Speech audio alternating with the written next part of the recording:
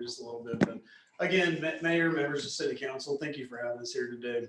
I'm very excited about this project. I spent 20 years with the city, and it's really where my heart's at, is improving cities and and seeing what can be done and seeing the growth and seeing what can be the benefits that a project like this could provide to a community. So today's agenda, we've kind of thought about what you would want to hear and what you want to see today. We'll talk real briefly about the history of the project. There's been some things done in the past that we'll just briefly touch on. And then we're going to touch on the raise grant opportunity and a few details. I'm sure there'll be a lot of questions that come from that, because the federal grants have a lot of things you got to deal with, and there's some things that'll be happening in the future that this project will be back in front of you a number of times. And then we're going to also talk about the project scope, estimate, and schedule. That's really a lot of the meat and potatoes of the project, but there's a lot of fluidity in all of those things, and you're going to see that as we move forward. And then the last thing we'll talk about are future council actions. Again, I said it a second ago, but this project's going to keep coming back to you. There's going to be more decisions for you to make in the future. And so the more informed you are, the easier it's going to be for you to do those things. So looking at the project history, in 2012, there was a McGuire Street corridor plan. It was funded with a Tiger II grant. That corridor plan, I've spent a lot of time reading it lately, and there's a lot of great content in there. There's goals and objectives with strategies that you're going to see coming out in this presentation today, with a lot of the design features and elements and some things that can be done in the project to really meet the intent of that corridor plan and what it was trying to accomplish for the city.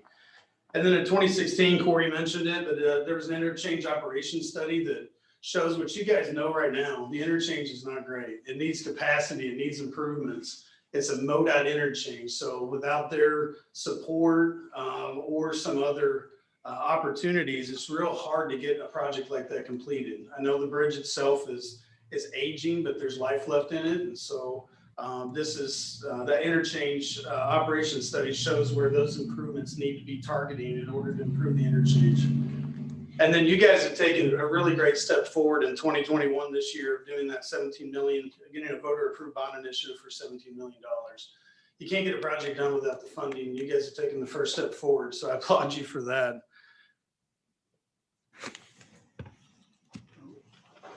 So what just popped up on the screen, it was a little bit subtle, but it was some images of those two reports, the McGuire Street corridor plan and the interchange operations study. Those are documents we've been spending a lot of time with and looking and seeing what the needs of the project are going to be. And that's, again, something we're going to talk about a lot today.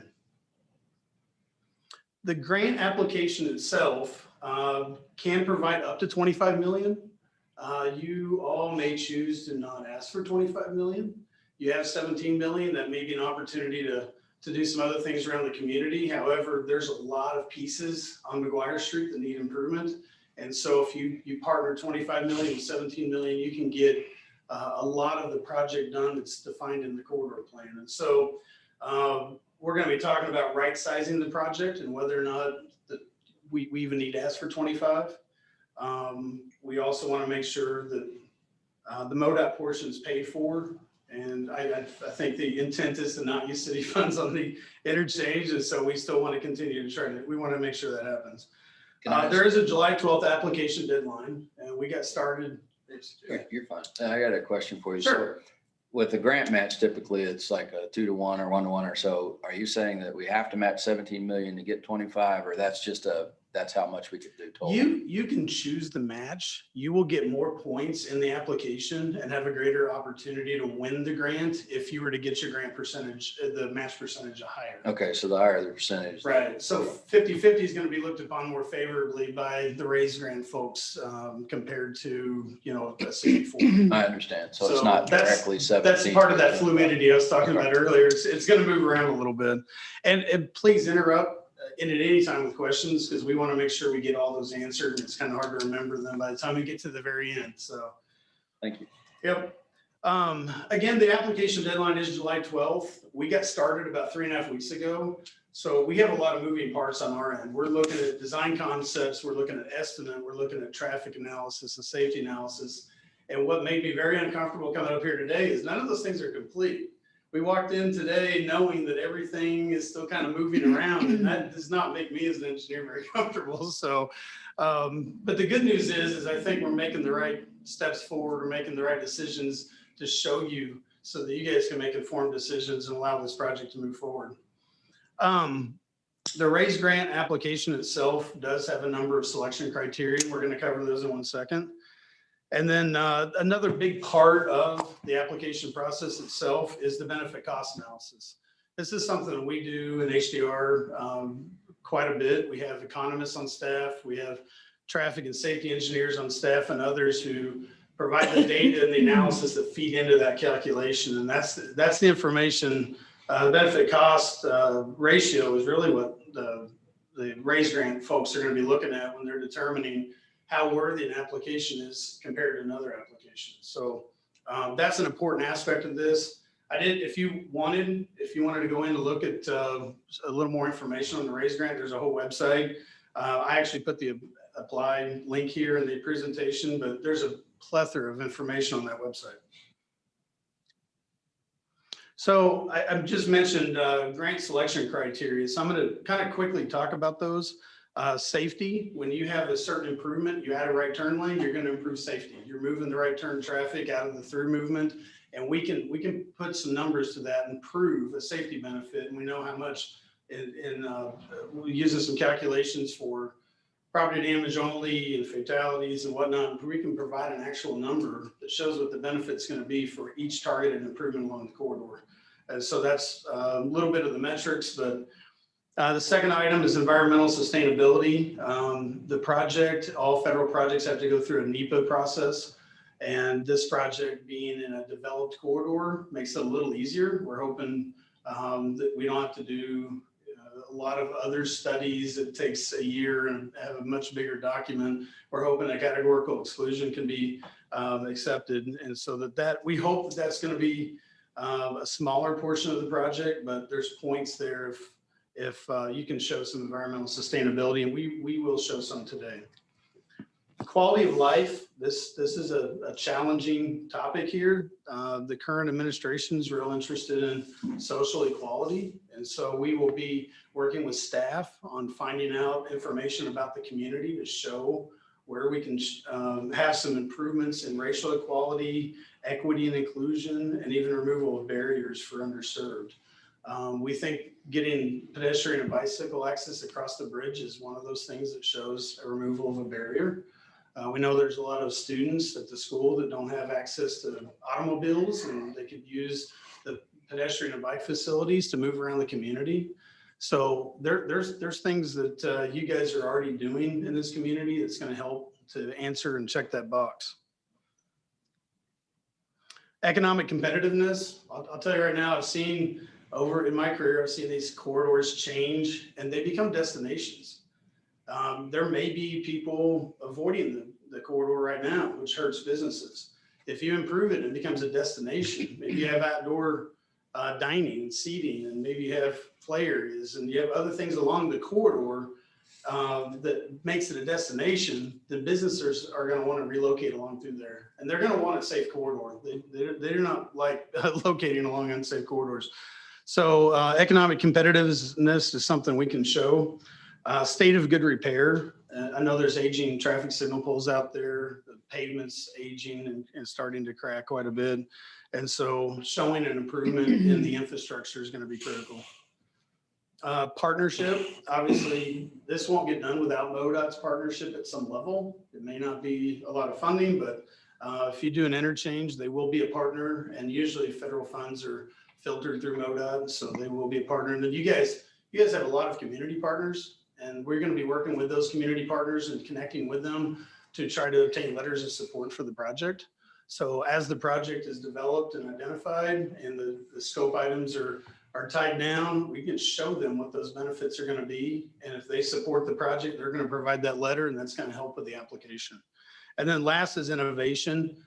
This one can be a challenge. Sometimes it's innovative project delivery. Maybe that's design build, some methodology for completing the project a little bit quicker. That could be technology. Maybe you implement traffic cameras along the corridor. Maybe that's something new. And so there's a number of ways we can also show and check the box for innovation. So we're going to spend a little bit of time with the project scope. The project itself, I know a lot of folks believe that the project, or maybe has a vision for this being strictly an interchange project that ties to the 2016 interchange study. But what we're trying to do is envision something much larger. If you have a mechanism with 25 million plus your 17, you have an opportunity to do something really, really large for the community and take a bigger bite out of that corridor plan, that corridor study that shows we want to improve the corridor all the way across the city, not just at the interchange. And so going back to the interchange study, we've already previously proposed a new diversion diamond interchange, which are proving to be absolutely terrific interchange types for handling certain types of traffic volumes and certain movements. I know where I'm from in Springfield, we have 6 of them, and they've really worked. They're outstanding, and the design we have is in keeping with best practices. So the first big element that you guys are probably well aware of is that interchange with the bike and pedestrian facilities across the interchange. If you've looked at the interchange operations study, you've probably seen that drawing, and we're going to bring that up here in just a second. Beyond that, though, I'm going to see if I can get the project. Okay, so beyond that, we have envisioned working with staff a project limits starting as far as north as Cooper and going as far as South Street at the north end of campus. If you marry that much money together, you're going to be able to take a larger bite out. It's not going to be just an interchange. And so there's opportunities to potentially add lanes along the corridor if needed. Again, we're close to the end of our traffic study, and we're going to have a better feel for whether or not the recommendation are for more lanes next week, or even later this week. But you have an opportunity to add some lanes along the corridor, add capacity. This is really a great opportunity to replace the roadway pavement. I've spent a lot of time talking to Bill here about the original roadway and how the roadbed's under the center of the road, but the outside of the road is kind of crumbling. So that has to be addressed. That's going to really set you up for a solid pavement section moving forward for a long time. Buried overhead utilities. The communication lines, the power lines, those can all be buried on this project. I mean, that's the first step in beautification of the corridor. We're going to talk about others, but really that's a huge facelift right there, having the power poles gone, the overhead power lines.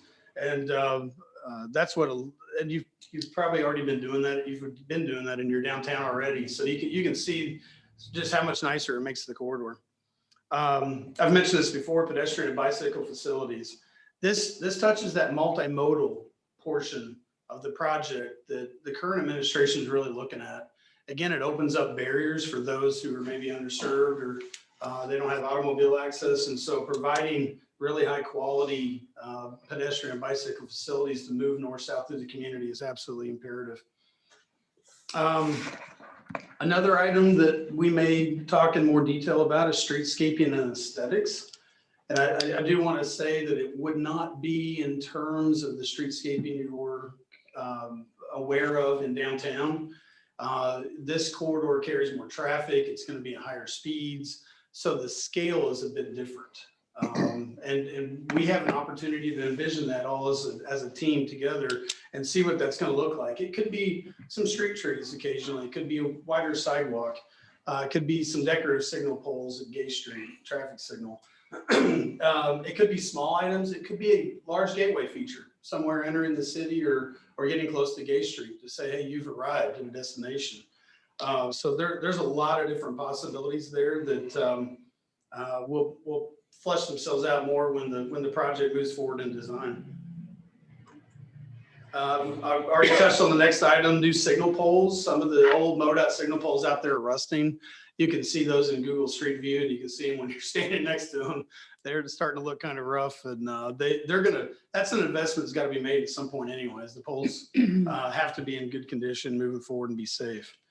The Union Pacific Railroad Overpass Bridge is starting to get near the useful life, the end of the useful life of the bridge. and it will need to be addressed one way or the other. And so this is an opportunity to do that at the same time. Get that bridge rebuilt and make sure that you've got, again, good sustainable infrastructure moving forward. And then stormwater, I imagine there's localized flooding at times with different flooding events along the corridor. There's not a lot of inlets. I've spent a lot of time looking at that. And this is an opportunity to meet current stormwater best practices and get a system in that's going to carry the water away for the more frequent type of rain events. Water quality features. When I was just talking about stormwater, it's not just along the corridor. We've been envisioning improvements downstream, heading through the park. Shepherd Park. Thank you, Bill. Sorry. So Shepherd Park has flooded in the past, and it carries a pipe right down the middle with some air inlets. And really, upstream at Emerson, there's one set of inlets at the bottom of the hill, and that's it along the corridor until you get up to Young Street. And so this is an opportunity to get a whole system in and then provide improvements in that outfall heading north and northwest through Emerson Park, or Shepherd Park, sorry, through Shepherd Park along Emerson, and ultimately continuing west all the way to Electric Springs Apartments potentially. We've again got to do some more engineering, determine the need for going further downstream and downhill. But ideally, we would chase and fix some problems along the way and have that included in the project. And then there is an opportunity, another park opportunity to provide a connection up at Cooper over to Hawthorne Park. There's been a nice trail being built heading north from Hawthorne Park. There's an opportunity to maybe connect that to Cooper and connect that to McGuire Street, which provides another barrier removal to another feature within the community and really assist with the parks, some of the park generation. So I wanted to quickly show the graphic that we had provided in the interchange operations study. If you've spent some time with that study, you've seen this graphic before. This was one of the options that was evaluated, and it was the diversion diamond interchange. And so this is that big centerpiece of the project that everybody's familiar with. Not the piece heading south from Young all the way to South Street, but this is that centerpiece. And we've evaluated this from a traffic standpoint, and this was done 5 years ago. It was when the report was completed. It still appears really, really great. The traffic numbers we're seeing, the delays are low, the queues are low. Everything is within the forecast year, what you try to shoot for from a forecast year when it comes to your traffic operations. So this is fairly static. We've identified at Russell that maybe there's a need for a westbound right turn lane. In doing the traffic analysis out through 2045, we saw a few movements along the corridor that if you added turn lane, whether it's a left turn lane or a combined through and right, or a separate right turn lane, you can make a tremendous improvement in the delay and some of the traffic operations, level of service. You can make a tremendous improvement with a small investment. And so, we're looking at what those are. Which road are we talking about on the Russell? If you're at Russell, it'd be that westbound right turn lane to go north towards the interchange. Right now, it's just a single through lane. You make the right from the through lane. But if you were to add a separate right turn lane and move those right turners out of the through traffic, the overall intersection, you would need less green time on the side streets. Okay. And so you get more mainline green time. Okay, I gotcha. That's that traffic engineer coming out in me that Corey was talking about earlier. So try not to kind of geek out on the traffic too much. So anyways, this is that main piece that everybody's used to. With a few minor adjustments, we think this is really this piece is not going to change a lot as far as our recommendations for what the project includes. So what we're thinking out of the box is further south, stormwater improvements, trail connections. The project looks much bigger than just McGuire Street when you really look at it from a map. Going back to the corridor study itself, the 2012 corridor study, there were some typical cross sections, and you're not going to be able to see this. I apologize. I tried to make them big in the presentation here, but there were some cross sections shown in there for what the road would look like. The right of way width through the corridor, how many lanes there's going to be. And this, on this slide here, it's both of them say 4 or 5 lane arterial, but one of them says with shared lane. And what that means is it's potentially a shared bike path. Shared bike paths have become a little bit out of favor recently. The side path trails where the pedestrians and the bicycles are mixed together have fallen into favor because you can save some width, and instead of having 2 bike lanes on street, you can move those bicyclists off the roadway away from the traffic and move them to the side path and let them all share that smaller space. So these cross sections are from that study, but they need reevaluated. And we'll talk about those in a little more detail later, but this is 4 or 5 lane, and then here's a 3 lane with bike lanes and a 3 lane arterial that were shown in the study. And again, they may need some adjustment. Yeah. Do we have, like, are we gonna have to buy land? That's a good question. We're going to get to that. I think there's always a potential for that, definitely. But it may be in terms of a design that lessens the impact on the frontages. And that's always the goal. So we'll discuss that a little further, a little further in the presentation. That's a great question. Thank you. So again, I want to back up a little bit back to the beginning and talking about the 25 million plus the 17 million. That's $42 million. It doesn't mean the project has to be 42 million. We think at this time it's still moving around, the target's moving, but the sweet spot to accomplish all these things is looking like it might be 35 to 40. There could be, some right sizing of the projects needed. If this grant is not won, the information we're preparing and providing can be reused for other grant applications. It can be a raised grant in 2022. It can be governor's cost share. There's a number of funding mechanisms. And so those other mechanisms may be smaller. They may offer 10 million or 50-50 match.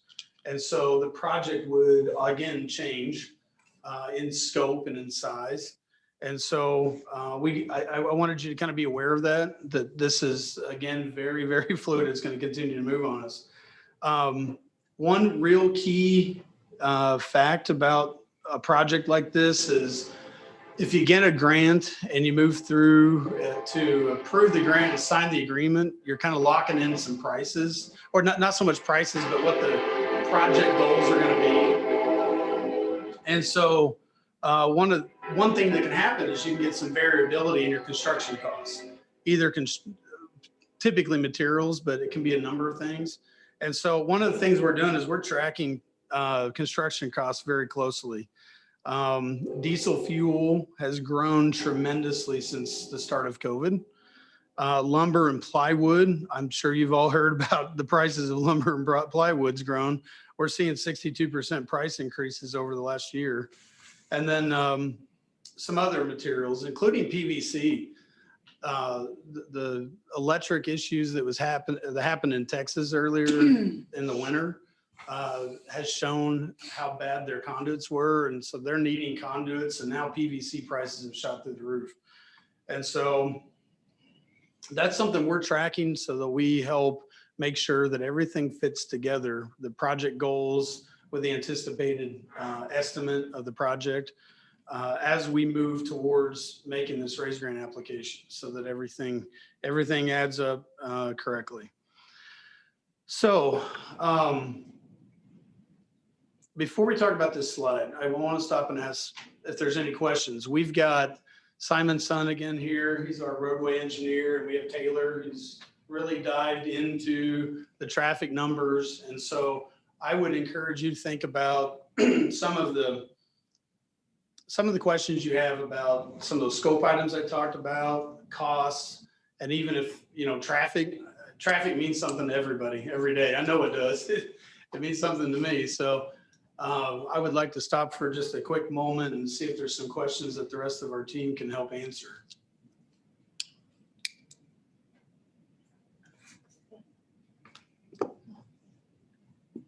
I can't be remembering everything. I have to be forgetting something. Did you say that you're currently doing a traffic flow analysis? Yes. But that's not completed yet? We're near the end. We're getting a lot of numbers back from our models, and we are seeing where some of the problem areas are at, like whether or not a turn lane is needed. And we in those models, we have an opportunity to optimize the signal timing. And so we anticipate, well, if you build this project, you're not going to put signal timing in day one and never change it again. In 2045, and that's our forecast year, 2045, we want to make sure we have level service D or better along the corridor and at spot improvements or spot locations. And so really the Diverging Diamond fixes a lot of items, but there's also potentially a need for an additional through lane south of Young. And there may be other opportunity or other reasons to put that in that may not be traffic related. Because I know, coming to Gay Street is really a good entry point to the downtown. And so that may serve as an entry point. But we do have some traffic numbers bouncing around in our heads. All right. Yep.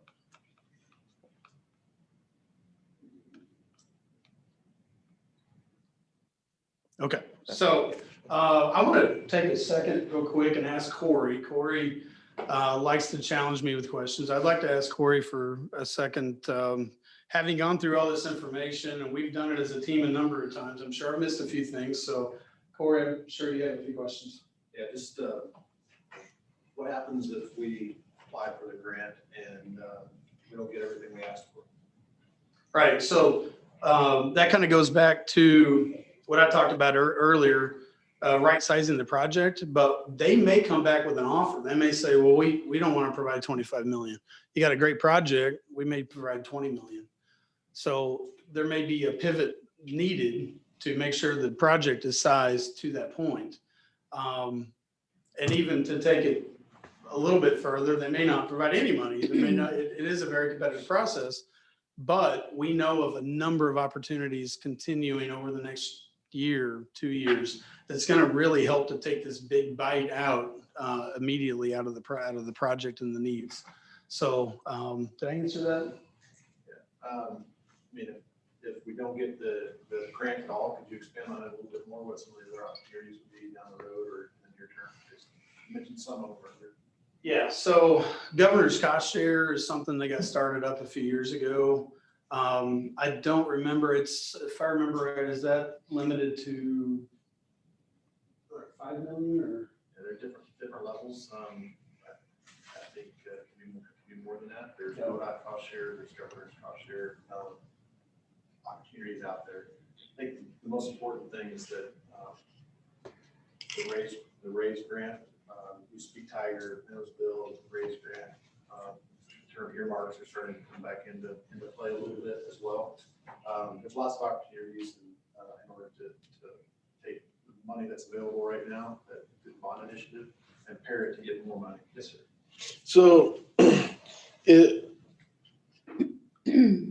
with grants, does it work where we can try to get a federal and then a state and partner them together, or can you apply for multiples at the same level? So like, I know, so could we, if there is an additional federal grant that this might fall under, could we use monies from 2 different federal grants, or is it, you can get one federal, one state?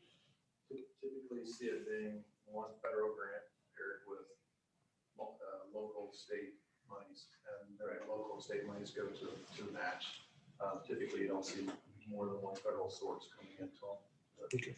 So yeah, I mean, MoDOT, Governor's cost share, MoDOT cost share, just MoDOT monies in general could potentially be added to this. Those conversations will be taking place in the near future. Yeah, I hope, this is a personal hope on my part, but they see that you guys win a grant and they're going to potentially want to be a partner. They're going to know they're going to get a new interchange out of this. I feel like at that point, there might be a little pressure on them to try to find some funds to partner. And so that's my personal hope for you and for Warrensburg. So if we get a federal grant, do you think that makes a state grant more or less likely? hopefully we'll be having those conversations with MoDOT, solidifying what if any contribution or grant opportunities or funding opportunities they want to put into this project before we make the ask to the federal government to help us out.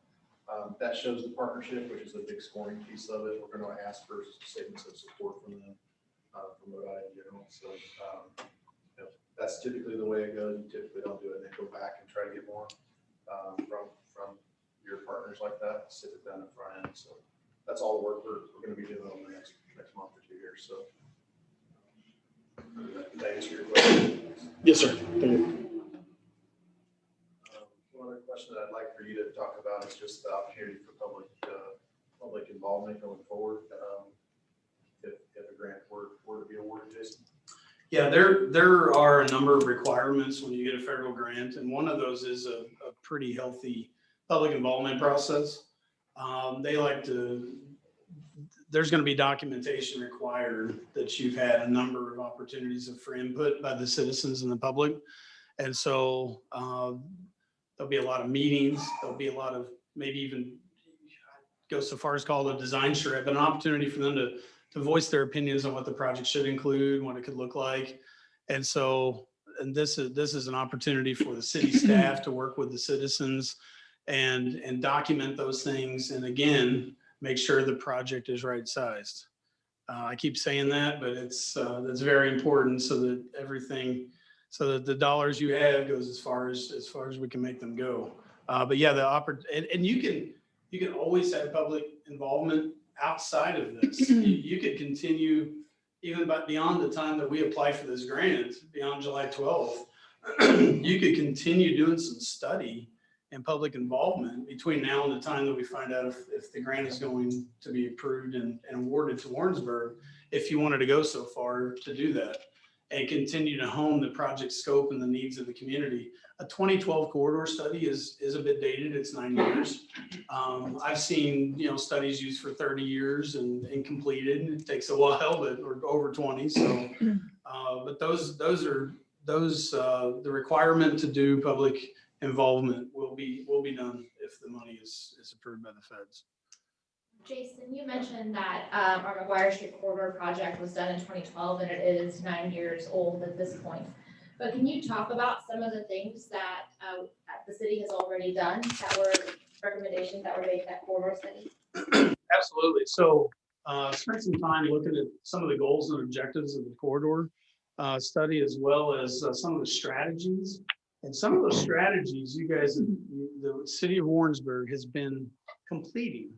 There has been improvements to alternate roadways to provide capacity and to improve those roadways and maybe try to provide an alternate route for cars as opposed to having to drive on McGuire Street.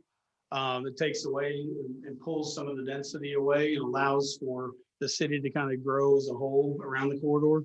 Bike and ped improvements, especially pedestrian sidewalk type improvements have been done. That's a good question, Danielle. There was a number of things that I was reading this morning. There was probably 15 or 20 items that I saw, and they're not coming to mind right off the bat here, but can you talk about our right-of-way access recommendations? oh, absolutely. So Warrensburg has an access management type policy, and you guys, as the community has grown along McGuire Street, you've had some redevelopment. And in that redevelopment, there's been some driveways removed, which was a direct correlation to a requirement of that access management policy. And so anytime you remove a driveway, you're removing conflict points. You're creating a safer environment for cars and pedestrians because there's less points for them to crisscross and potentially have a crash. And so I've been, this is the traffic engineer, me coming out, I've been counting. There's been 6 or 7 or 8 driveways removed recently. And I can tell you right now, that's a huge improvement along that corridor. There's all those less conflict points. There's less potential for rear end crashes, right angle crashes. And so that ordinance alone, that access management policy has really helped the corridor and is going to continue to do so.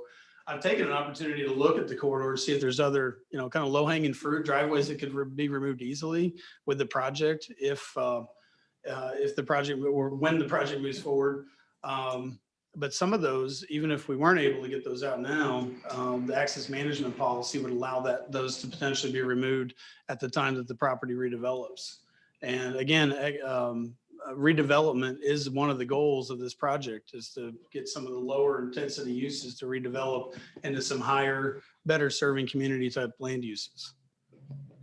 Can you also talk about the signal upgrade that we did in 2017 and how that will interact with this? Yes. Well, you caught the thing that I really like here. So traffic signals, you guys have put a very, very good, strong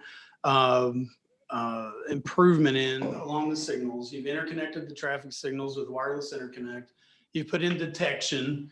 If a traffic signal can detect traffic, it knows where to give the green time out to if you run it in certain operations. And so you guys have done a wonderful job. You guys are way ahead of a lot of other communities. All of the equipment, the traffic signal controllers, the detection controllers and detection that you see up on the poles, those little boxes, and the wireless communications from signal to signal, every one of those items can be taken out and reused in the project. There's nothing that will have to be replaced. We talked about the poles and the push buttons, which allows us to make the corridor ADA compliant with ADA compliant ramps and the audio vibro tactile push buttons. But that equipment that's up there now, that's keeping the signals coordinated and communicating and having accurate detection, all that equipment is completely reusable. And so every bit of that investment will be reused.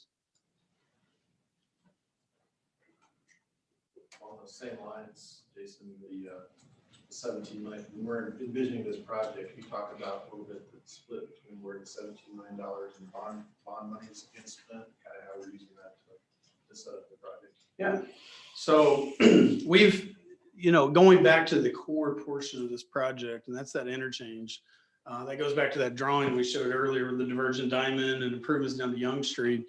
In looking at the breakdown between MoDOT and the city, it appears MoDOT's portion may be in the range of right around 17 million. Again, the numbers are kind of moving because we're really trying to hone in on where that break point is and what unit costs are. But if MoDOT's portion is 17 million, I think a really strong raise grant application would show 17 million for MoDOT improvements, 17 million for city improvements. And so we're hoping that at the minimum that would be the breakdown, but we would accomplish the interchange. We would get the MoDOT portion out of the way and get that bottleneck gone. And you guys would have a similar investment. And that's going to look well in the raise grant application to the evaluators, seeing that there's a breakdown and a partnership, or at least of funds, a breakdown of the funds between city and state improvements. Thanks. That question for you, Corey? Yeah, in another way, you're saying that we're asking the federal government to give us this grant to push the federal money to MoDOT sooner so we can accelerate construction of the interchange using $17 million and then using the local funds to build the local improvements along that required a local right of way, right? So that really alleviates a lot of pressure on the city to work with MoDOT and try to get MoDOT to do their portion. It allows you guys, everybody at the city of Warrensburg, to move this project forward and not have to worry about funding the MoDOT portion because it'll be funded. Have you, do you anticipate much resistance from MoDOT in the past? They've been iffy at best. I'll let Corey answer second. I want to go first. I don't, if you want to spend money on their system, I think they're going to let you do that with no problems. Corey knows MoDOT and their business a lot better than I do. I've worked with them a lot for 20 years, but I would anticipate if you said, we want to rebuild your interchange, we want to get rid of that old Sonovoid bridge that has 15 years of life left, I don't see why they would say no, unless there's something I'm missing here. And so. Well, there've been resistance before to the idea of the interchange because there's a life left in the bridge.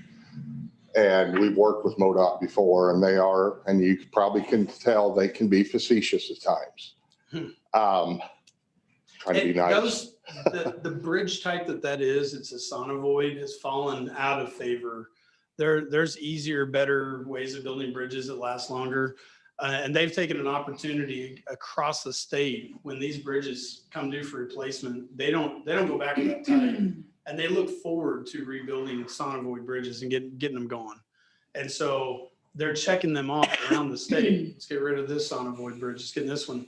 And so I feel like they would really, really be excited about getting rid of that bridge, other than the fact, like you said, there's useful life left.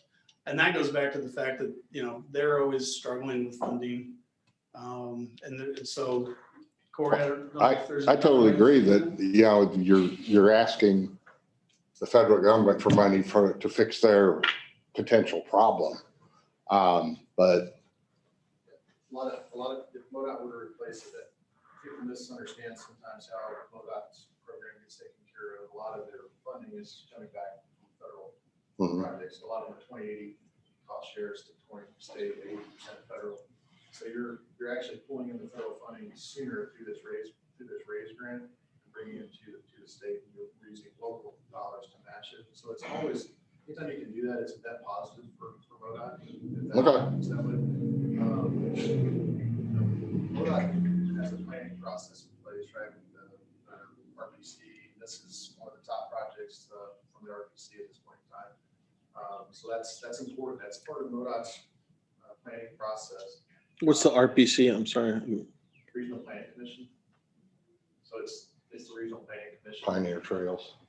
Yeah, so it's underneath that umbrella. It's inside of their normal planning process. They have an asset management policy that's in place, and they have their program, their capacity improvement, capacity enhancement projects, like what this could potentially be. They look at this as an asset management project. So when the bridge needs to be replaced, they will replace the bridge, right? But this is more of an operations and a capacity enhancement improvement project from the city's perspective. So it's just finding the right spot and time on how to get it built and funded. And there's a little gap in there, probably 2 years, I think, between the MoDOT thinks it's ready to go versus when we need to do it operationally. And all we're doing is trying to use the grant process to pull some federal funding sooner so we can make it a win-win proposition for everybody. So that's really what this process is about. Okay, thank you. And I add that the RAISE grant has an urban-rural split, and so they will fund a certain portion of rural projects where we're not competing against Kansas City and St. Louis and other urban areas, which is typically if MoDOT puts in an application where their applications are physically located. Right. And is it like most federal grants to where, it's like the Tiger grant and the other ones used to be the determination of what's rural and? They do have a determination of urban and rural in the NOFA. Will end up in the rural. Okay. That's a great point, Jordan. Thank you. The other thing that I would add, Councilmember Kushner, is that we have been in conversations with MoDOT, Bill, Corey, Jason, the team. We met with them earlier this year when we started looking at the 17 million in general obligation bond. They said that they were supportive of us replacing the bridge. They would support us replacing the bridge, but they did not have any funds available to help us replace the bridge. Okay. I had the same question, so. Okay. Jason, timeline as far as that's the other thing. Yeah, there are 2 dates provided in the RAISE grant application process. And I believe one of them September 30th, 2024 to have the funds encumbered, which means you have a contract in place to start constructing. And then there's a final deadline for drawdowns of September 30th, 2029. Barb, correct me if I'm wrong on either of those.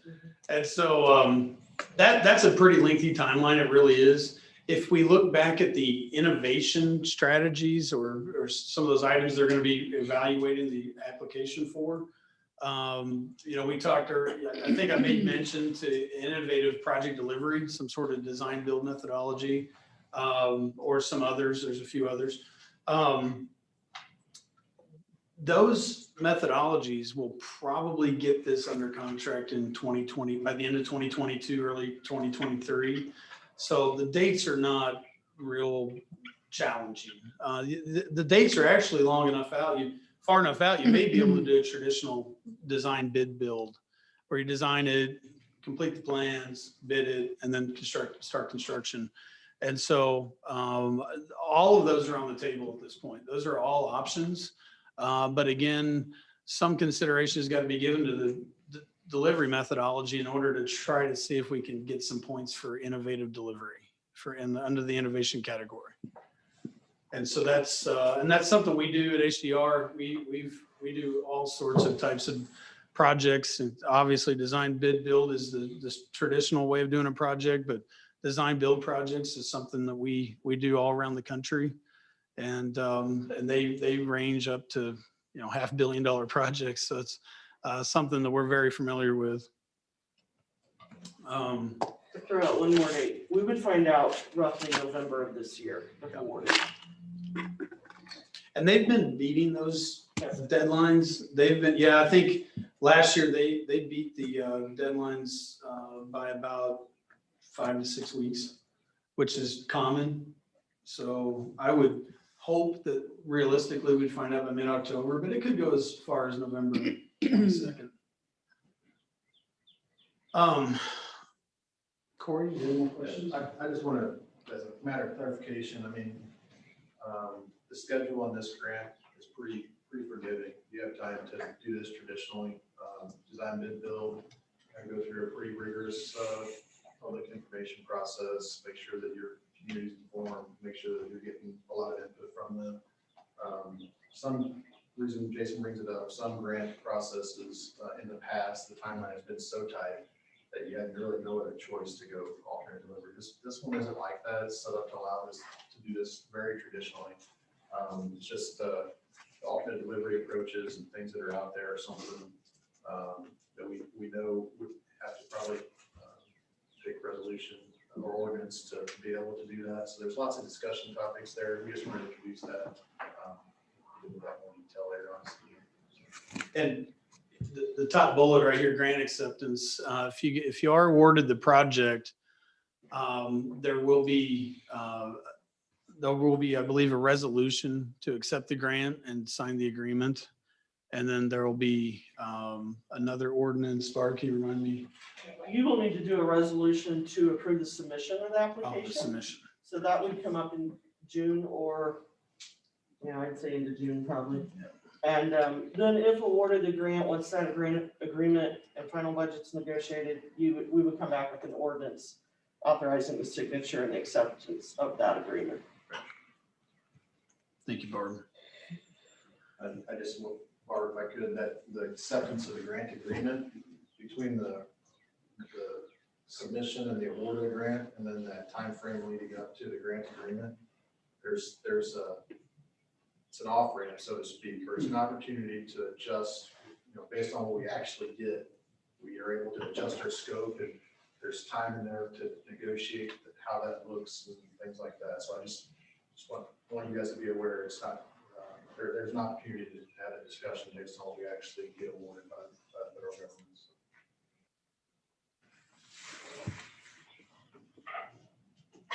Will we submit one plan, or will this is plan A, this is plan B, this is plan C, so that they can choose at a higher level, lower level, or will it be all in on one plan? That's a great question. I think we're going to want to hone in on one plan, knowing that there's elements in there that before the grant agreement's signed could change. I talked about aesthetics earlier. There could be a placeholder in the estimate, and that could be $100,000. That could be $1 million. That's something that's kind of fluid right now. We can decide what is appropriate for the size of a project. And so as we move forward and we finish the traffic analysis, we'll make a recommendation for the main pieces of the project as far as traffic carrying lanes and curb and gutter and sidewalk and roadway, that basic piece that, we're going to get. But then the stormwater downstream, past the park, some of the other elements, we can pull those back, that they can change later because we won't be specific in the agreement. The agreement's going to be, or I'm sorry, the application. The application will talk at a little more of a high level, but there will be a concept. It'll be one concept. And when you come back to us with kind of, the traffic study and some options at that point, will they be presented in an à la carte fashion where we can kind of make decisions on how far we want to go? This covers the bridge and this covers widening the lanes. This covers, that end bike lanes. This covers this, so that we can kind of pick and choose how far we can go, as well as start developing our plan B, C, D down the road, depending on what we get as far as funding. That's a great question. It will be à la carte, but we will bring it to you with a recommendation as to which piece.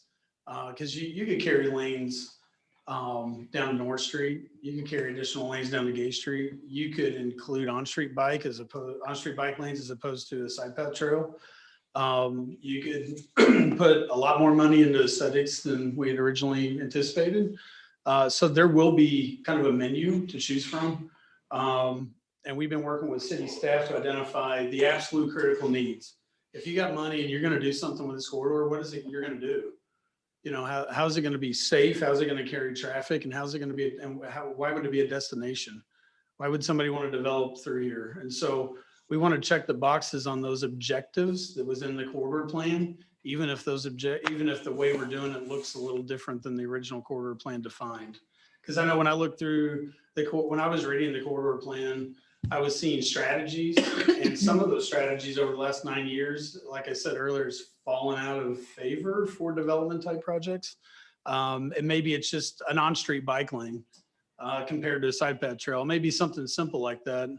But we will provide a menu. You have to choose what's right for your community, and we got to again right size the project and make sure that the core items are there, and we get as much as we can for the remainder of the funds, and we make those funds go as far as we can. And so that would be our goal for the project, and I believe that would be your goal as well, I hope.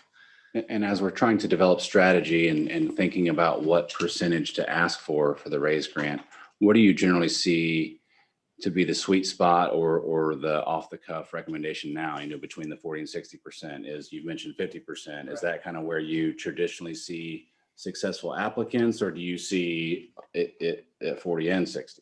That's a really great question. We have, I don't want to defer the question or defer the answer, but we do have an economist in Washington. She keeps her finger on the pulse of those things and what the feds are going to be looking for. We've seen 80-20 a bunch. 80-20 is real common. 70-30, literally anything. So anything's a possibility, but it will be looked upon a little more favorably if you got more skin in the game, so to speak. And so we will, as we define the scope and we look at the estimate, we will make recommendations as to what that breakdown should probably be. And right now, that 17 million you passed in April by the voters was exceptional. You guys don't know how good you did. You'll find that out later when this project's complete, but you guys did a really great job of getting 17 because, like I said earlier, it's looking like the MoDOT portion is 17. So, right there alone, there's already 50-50 breakdown between investment for others and investment for the community, or at least for the city of Warrensburg.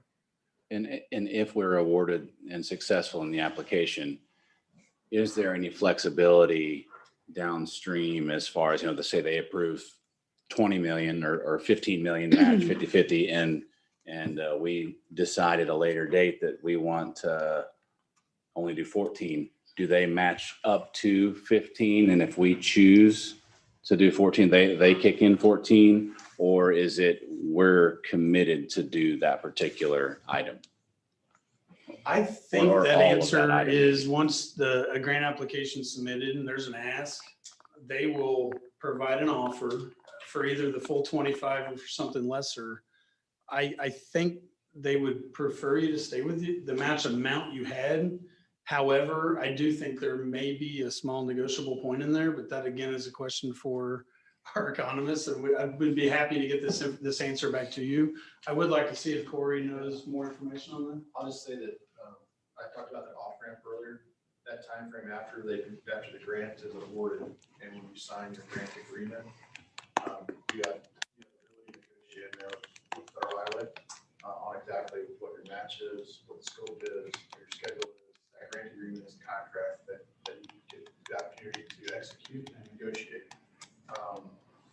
I will say that one of the things like this variable scope type thing, if we get less funding or we want to put less into it or something like that, and the scope of the project decreases in size, but one thing that I have seen maintain is the benefit cost ratio, the B over C ratio is what we call it.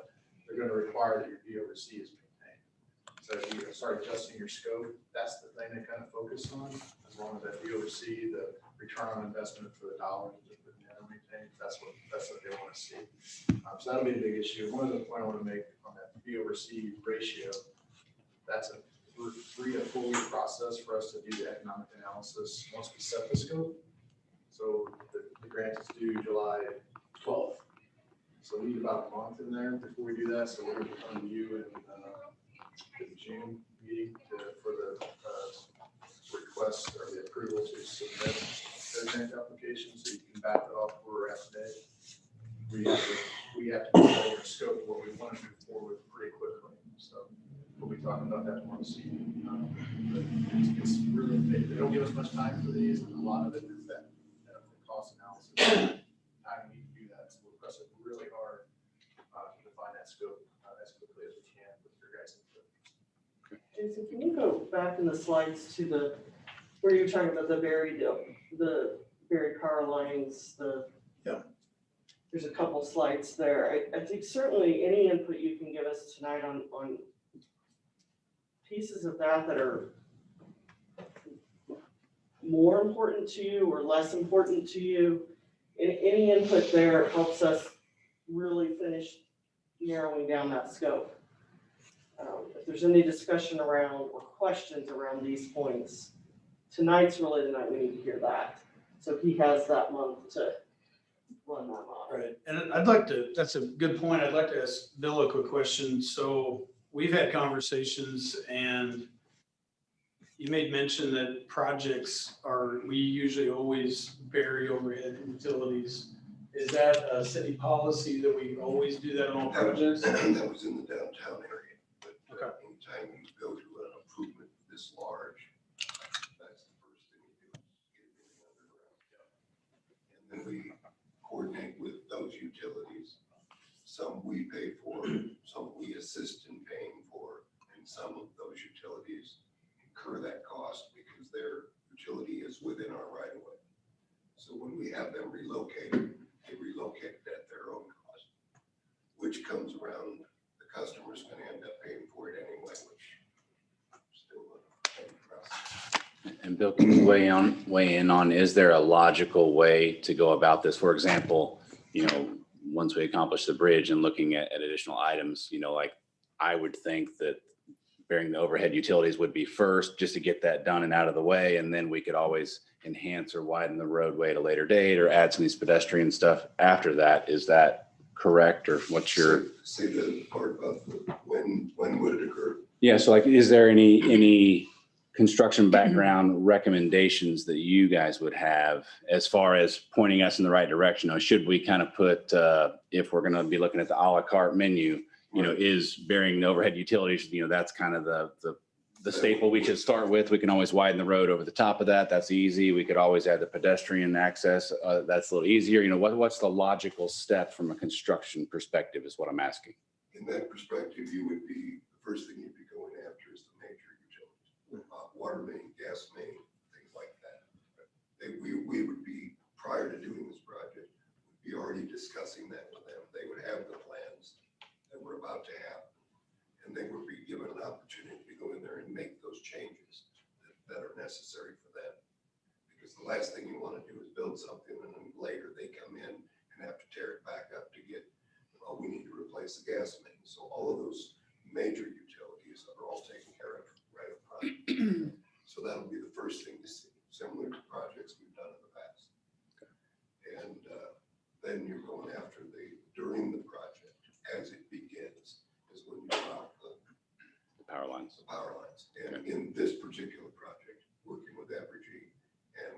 franchise agreement with them, we would be installing the conduit necessary to do that. Then they would come in and pull all the pipe. We just basically tell them location. They tell us what size conduit they require and how many and so on and so forth. Is expanding the roadbed feasible after that, or does it have to be done No, concurrently? Typically not. You want to put it in the right of way, not within the road, depending on what the utility is. Water mains, sewer mains, gas mains. Yeah, you would look for that corridor outside of the roadbed and identify corridors for water, gas, sewer, electric. And that's kind of some of the design criteria that the utility companies and the city would look at for locating those utilities and getting that work done ahead of the major construction. So there's The other ones that are going to follow in the right of way, and you always keep in mind that it's happening every day. And that's fiber optics. Right. I mean, it's just constant, nonstop, weekly. And it's going in our right of ways across the city. So that would also be part of this movement. They would be, if they're there now, they're going to move.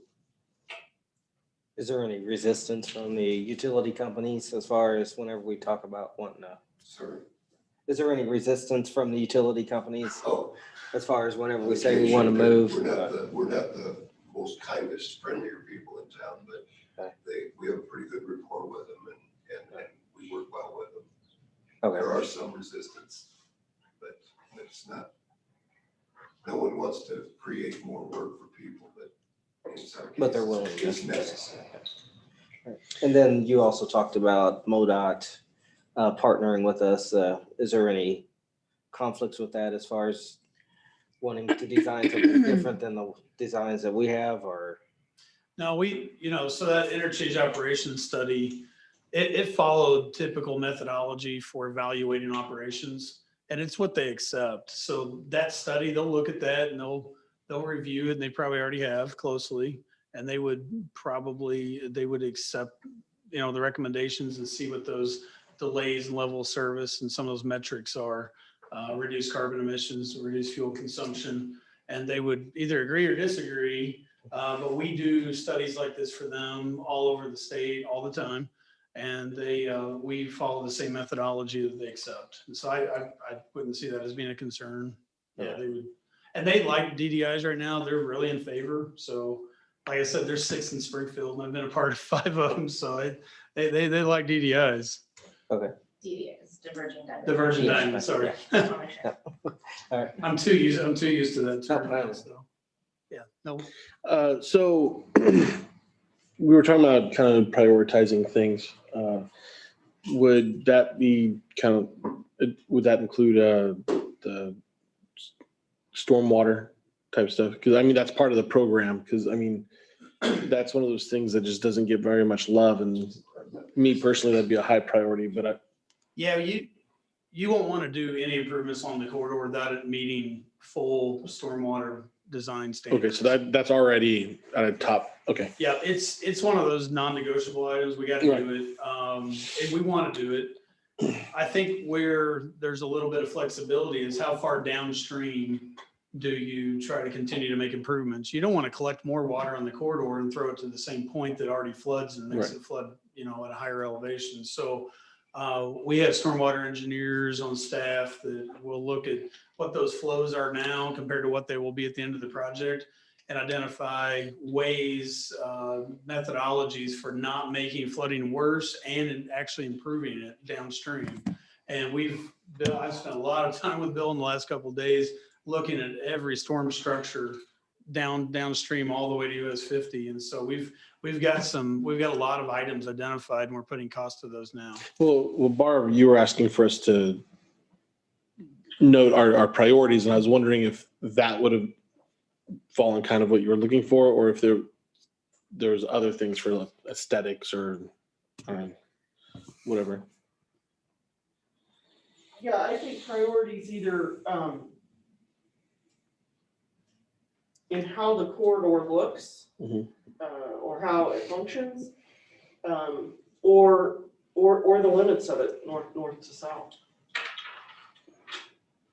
And you know, when you talk about the aesthetics, there's a lot of things that can be done that can't be answered right now. They really can't now without going through a full design process. And so whether or not you panel the sidewalks and you put in decorative poles or landscaping, irrigation, entry features, structures over the roadway for banners, whatever you can dream up, it can be in the project. I mean, potentially, of course, realistically speaking. And so those are items that will come later down the road. But I would want you to be mindful of to what extent aesthetics are important to the corridor. I know that's being general, not being specific, but that's, you know, would street trees make a difference along the corridor? Obviously, burying power lines is going to make a huge difference, but would street trees or an entry feature, decorative poles at your traffic signals? I mean, there's a number of things, and those will come out later in the design shred. But would you want to spend $250,000 doing that? Would you want to spend $1 million doing that? That's the part we don't know at this point, and it don't have to be decided upon right now. So you're not looking for that guidance now, just through the process, you're going to be needing that guidance. Is that? I think we're going to carry a placeholder in the estimate that will be in the application. And it can be a significant placeholder. I mean, as far as what, you know, as to how much it'll make the corridor look nice. But it doesn't have to be, it's not such a big element that it has to be decided now. You know, if you're talking about a $40 million project or $35 million project, you know, $250,000 is really a pretty small, you know, investment in aesthetics for such a large project. So I don't really know how to answer that. I'll be completely honest with you. We don't have to decide on aesthetics right now, but if aesthetics and elements are important to you. No, I wasn't asking about aesthetics specifically. I was asking, what do you need our feedback tonight as far as our priorities? That's what I was asking about with the stormwater. Like, what items do you need us to rank order, or is that going to come up through the process after tonight? I don't think we need a rank order. I think if there's something here that's totally not important, tell us that. It sounds like everything has some relative importance, and that's enough. Okay, all right. Jason? Yep. Can you go to the slide that shows the NOFO's, the criteria? Yes. So here's the first slide. So the work we've been doing with staff prior to this working session has been to look at the scope, the needs of the corridor, but also how the needs would score relative to the ranking criteria. So everything we're doing is trying to marry that up to where we have some synergy between what the city needs and what's going to score really well.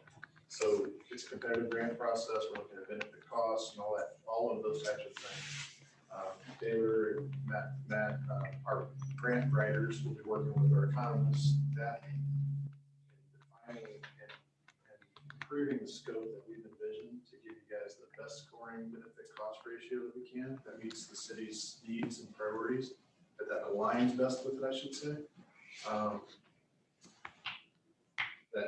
That we feel addresses the NOFO's selection criteria too. So that's why, you know, why is there a bike connection to Hawthorne Park? Well, it's a gap, it's a barrier, it's sustainability, secondary transportations, avid bicycles. Those are the things that we think about when we're looking at scope and suggestions, and we need input back from you. We see something from the competitiveness perspective, but we need input back on the community's needs and whatnot. Is really what Mark's talking about. Just want to give you guys an idea of what we're thinking about, how we look at it, and what we would like to know. And what's the traditional success rate for these grants? 10%? It varies project to project. Do you know what our success rate is? We know what ours is. What's our question? You stole my question. 20 or 21. Yeah, HDR prepares a lot of these across the country. And I know in 2019, I should say pre-COVID, because COVID seems to kind of disappear in there. But in 2019, we had a 21% success rate. And I know success rate is lower than that. We've had a lot of success because we do so many of these. But yeah, 21 was the number that we were carrying. That's already internal. There's a lot of people. I don't know the exact numbers of what it is. It's actually on the federal transportation website. There's some statistics on that.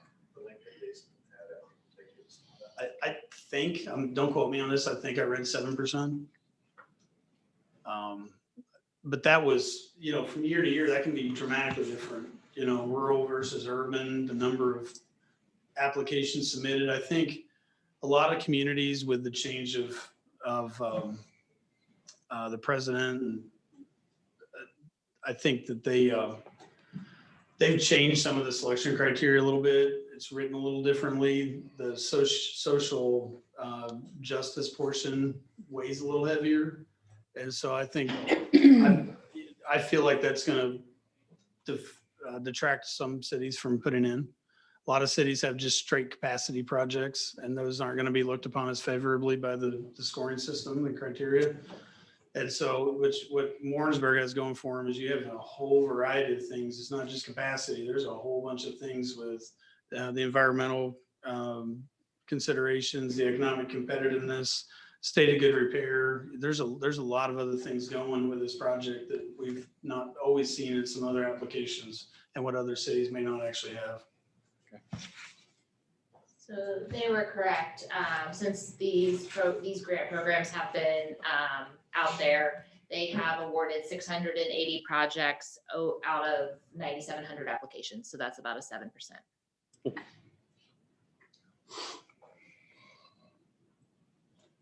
Any other questions? One other thing I want to mention is that a lot of times, the grant process like this, it's a really short time frame for people to figure out kind of what their priorities are and define a project. It helps to inform future projects. Now you've got a scope defined, whether or not you're successful with this round of raise or not. You've got a project scope that you've come together on, coalesce around as a community. There's lots of other grant application processes out there. There's future rounds of this, and just it gives you good guidance on, as a community, on what you want to do to leverage the local funding that you have available to you right now. So just want to let you know that even though the numbers are 7%, 20%,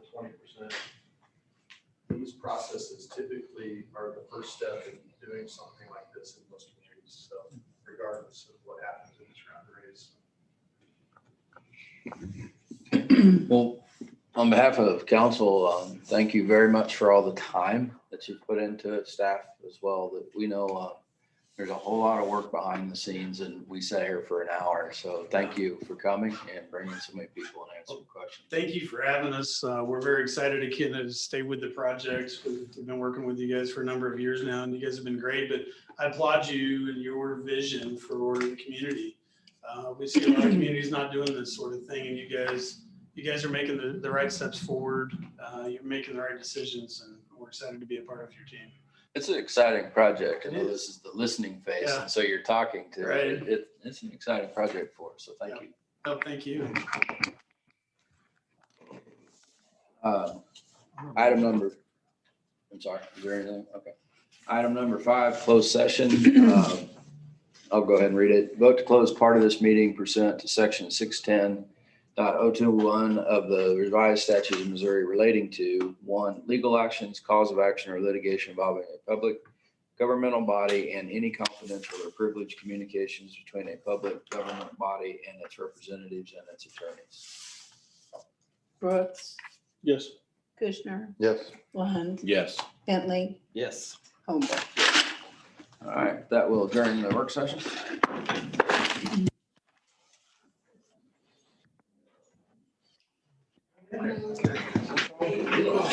Huh?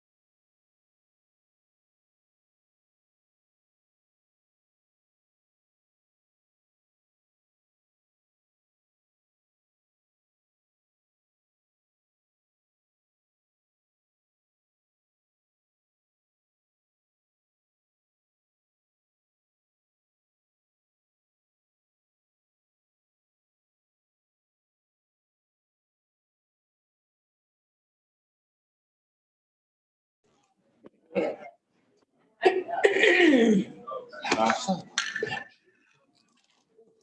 it's 7:00. I'm gonna call the meeting to order. Let's do roll call, please. Brooks, Here. Kushner. Here. Lund. Here. Bentley. Here. Holmberg. Here. Okay, item number 3, approval of city council minutes. Move to approve. I'm sorry, that was the city council work session. Yeah, work session. All right. Move to approve. Brooks, Yes. Kushner, Yes. Lund, Yes. Bentley, Yes. Holmberg. Yes. City council minutes. Move to approve. Brooks, Yes. Kushner, Yes. Lund, Yes. Bentley, Yes. Holmberg. Yes. Item number 4, adoption of agenda. Move to adopt.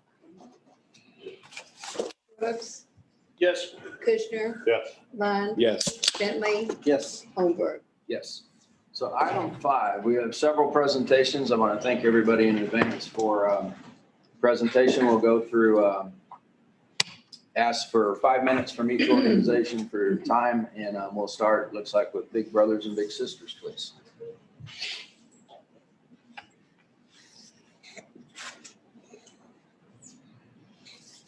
Hello, everyone. Most everyone knows me, but I am Dana Phelps, the Executive Director of Big Brothers Big Sisters of Johnson County. And I presented last year via Zoom, so I'm happy to be here and see your faces this year for sure. And I appreciate you having us. Talk a little bit quickly. I did send a letter over. Since I sent that letter to Marcella, some kind of bigger, better things. We're moving right along in 2021. So I got a few things to mention that were not in that letter, and I'm not going to spend a ton of time on any of them. So if I move too quickly and you'd like more information, please let me know. Feel free to ask questions. Happy to talk more. So I just wanted to talk a little bit about our programs right now. So when I talk about programs, that's what's going on within our agency. So during 2020, we actually kicked off a virtual career planning program, and we're able to run that. So 6 young ladies here in Johnson County took part in that, and the results were just over the moon, and we're super tickled about that. This year, we're rolling into our 8th grade and beyond program. Similar, however, we're not just career, it's whatever they need going into high school, whether they choose the job or whether they want technical training, whatever it is that we need to connect them. So we've already worked with some businesses here in Warrensburg that are going to do mock interviews and things like that. Each individual will have the program sort of suited to them, but we're also working on lots of sort of mini conferences as a group. So just keep your ears out for that. I am pleased to say that we did receive a United Way grant just for that program. And again, these are programs that are happening within our agency. In 2020, we did hold a 100% retention rate, so we're really proud of that. Our program is growing this year. We've already made 5 new batches. So 2020 showed us that because we're in the relationship business and these kiddos really needed that extra support, we're here for a reason, and the proof is in the pudding, so to speak. So I could give you statistics all day long, but we're really holding our own, and we're making a difference. Program agency side. One thing that we've connected with Care Portal. That's fairly new in Missouri. I'm not going to spend a lot of time on that, except that basically what that means is if one of our families comes up with a very big need, Care Portal connects our agency with churches and organizations in and around Johnson County that are willing to help us. So that's pretty big. We're a part of that because Kansas City paid the fee for that. I'm excited about it because you can go in and say this is a 24-hour thing. So for example, we just were a part of one with some folks outside of Kansas City. Mom was in her car, the kids hadn't eaten for 3 days. So you can imagine how important that is and what a time saver and an asset for everyone that's involved. So I'm not going to talk about, there's 4 or 5 agencies that are connected there, but just excited to share that with you. You'll know that our families, it's not just about the littles, it's about the bigs that mentor them. And then the families are a big part of that. So we were able to share a lot of really great resources. In 2020, everybody really came together, and on a good thing about that is virtually we were able to connect with a lot more folks than we normally do as far as pulling in resources. So we feel like we're a great, our location and then just what we do, we can connect these families with what they need. So when you have your little that's in a good situation and self-esteem is rising and they stay out of trouble and they make better grades, you have to agree that it affects the teachers at the school district. They appreciate us, the neighbors, everyone involved benefits from that little having a mentor. In the community, we just are so happy to be partnering with the school district again. I laid low with them a little bit in 2020 because I felt like they had their hands full and they didn't need to hear from me. So been with the social workers a lot more. So we're looking forward into going into the next school year and really having those referrals going again. Again, I'm happy to say that we already made 5 matches even without that. So that speaks well for what we're doing as far as I'm concerned. We work close with UCM. I had interns. We did everything we could to support those students as well, because they are vital to our community too. And then a lot of our bigs, I use the word a lot and I shouldn't, but several of our bigs are military from the base. So I feel like we're kind of connecting all the dots there, if you will. Our donation center is, hopefully everyone's familiar with the blue bins. That saved our bacon in 2020. I'm not gonna lie, people were cleaning out like crazy. There was not a real great place to go as far as the thrifting side, so our budget was cut in half. But we were busy keeping that going. And I just wanna speak to that a little bit. I did not realize until I took this position what that donation center did, not only for Big Brothers Big Sisters, but for this community. So we take in a little over 3,600 pounds of materials a month. So Savers, who we contract with out of Kansas City. So just to be clear, we pull what we can use for our program. And then if I know Salvation Army will reach out if there's been a structure fire, mom needs extra large shirts, my guys will watch for things. And then we just share as we can in the community. That brings up, we did the Kicks for the Soul program. So we were able to provide in 2019, 20 pairs of shoes to students at the Warrensburg School District that needed them. And then we also took a big load of shoes over to Polden as well. So we feel like that's a win-win. Savers in Kansas City, they kept last year 700 million pounds of textiles out of the landfill. So what that is in our community, I think is pretty big right now. The fact that those things then end up finding a home. And I want to give one little statistic, if you will, about the donation center, because I think it's very interesting. They have a program where they take single shoes. So if you've got a single shoe, the other one's lost wear, they take those, and then there's a company they send all those shoes to, and the match rate of that size with the shoe that is very similar is over 50%.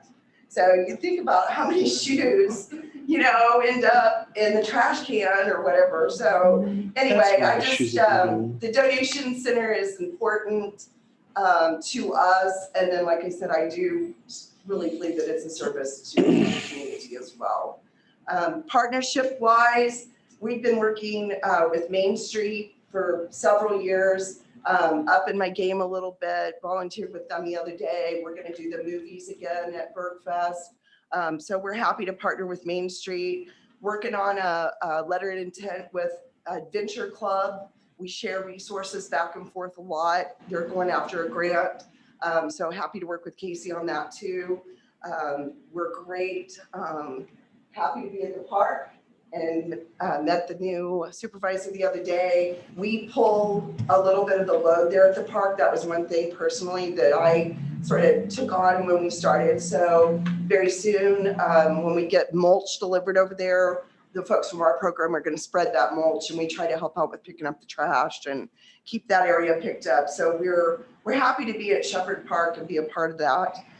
We've been partnering with Brown Shoe Fit on a fairly regular basis for that Kicks for the Soul. Carson's really great. You know, I can have 20 pairs of shoes, and the kid that needs the shoe the most is the one size that I don't have at the office. So go down to Brown's, and Carson helps us out there. Dane, our match specialist, Dane Ross. So we're a team of two over there. There's me, the director, and then Dane. Dane's applied to serve on the Park and Rec board, and I'm currently serving on the Klein board and also the WCBB. So we feel like we're involved, we're in the know, like I said, working with the school. We couldn't be prouder and more passionate about what we're doing. And I would love to show you videos and quotes and things like that, but we only have 5 minutes. And on behalf of myself and Dane and the littles and bigs that we serve and their families, I really appreciate your consideration and having us all here tonight to present. And I'm happy to answer questions if you have any. Dana, current number of matches? Currently, we are at 28 matches. Unfortunately, we had one family move recently, so that got us down. We were really hoping to get past that 30 before tonight. But we do have 5 littles waiting to be matched. And our bigs are just coming out like crazy. We have really great bigs right now. So our goal for this year was 20. And by the end of May, we will be at 6 already. So you take that little and the big and then the family, and so that's a lot of people that we serve. Thank you for presenting. Thanks for what you do. Thank you for having me. Next on the list is Johnson County Economic Development. Tracy.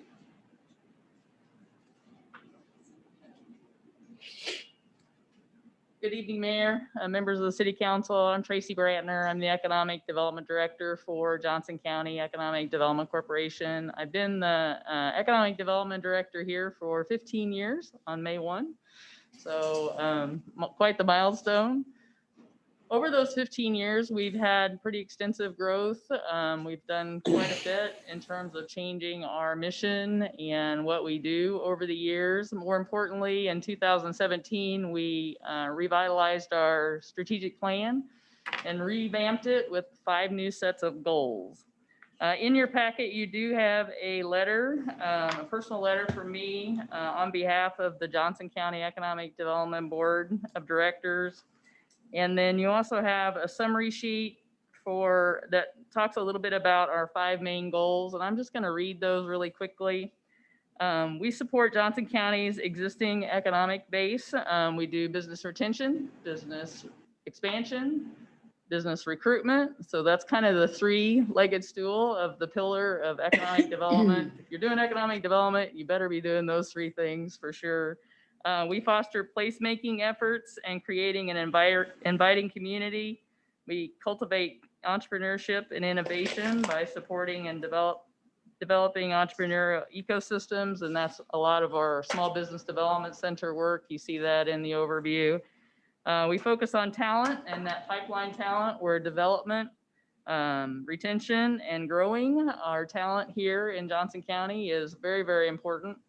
And then we encourage regional thinking beyond our county, city, regional borders to all work together. We're all on the same team, rowing in the same direction, and regional purposeful, intentional work is very, very important to that.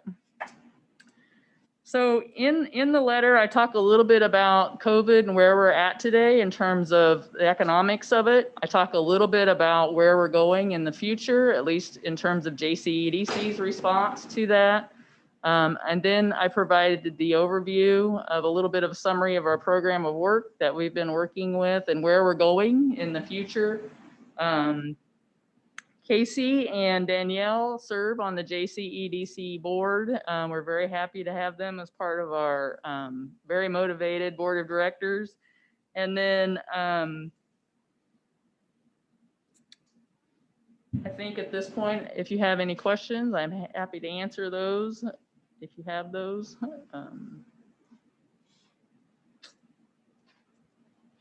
Okay. All right, very thank you. much. All right, do we have anybody representing Oates Old Drum Transportation? Yes, Tracy. Tracy Walker. Oh, okay. Good evening, everybody. My name is Tracy Walker. I am the regional director for the Midwest region of Oates, which covers 13 counties, including Johnson County and the city of Warrensburg. First off, thank you for inviting me. We have had a long, long relationship over 3 decades. And it seems like it too some days, doesn't it? I've been the regional director here since 2007. And I'd just kind of like to give you an idea of what we've been doing over the past year. As you know, being public transit, we were considered to be an essential service. So when COVID hit, we kept running. We did take a very deep breath for about 6 weeks from the middle of March to the 1st of May, and only did what we considered to be life-sustaining and absolutely necessary trips, because it took us that 6 weeks to try to get our hands on masks and gloves and hand sanitizer. I think you probably all remember that. It was horrendous trying to get the supplies you needed. But since the middle of May, we have been back on track, taking all trips. Anybody who needed a trip was able to schedule with us. And just to give you an idea of what we've been doing here in the city of Warrensburg over our past fiscal year, which starts on July the 1st, we have done over the past 9 months, 3,255 trips here in the city of Warrensburg that were directly tied to the subsidy that you give to Oates. We have also, in all 13 counties in the Midwest region, been offering free transportation to anyone who needed to get a COVID vaccination. That service is still available for anybody who needs to get a COVID vaccination and needs transportation. We don't want anybody to say they couldn't get it because they couldn't get there. All they have to do is call our office and we will do the rest. We have provided 2,549 hours of service during our fiscal year, which ends June 30th, at a cost of approximately $84,000. We are requesting this year, again, the same $15,000 that we've requested for many years in a row, because we know, as a city, I know your sales tax revenues have been down.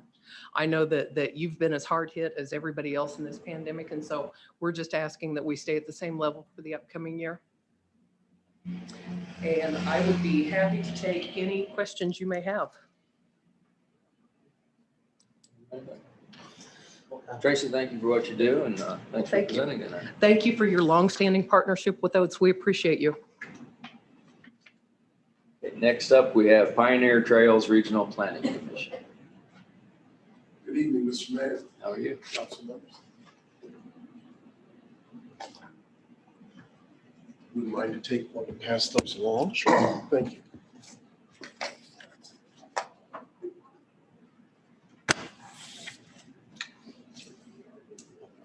Thank you for having me this evening.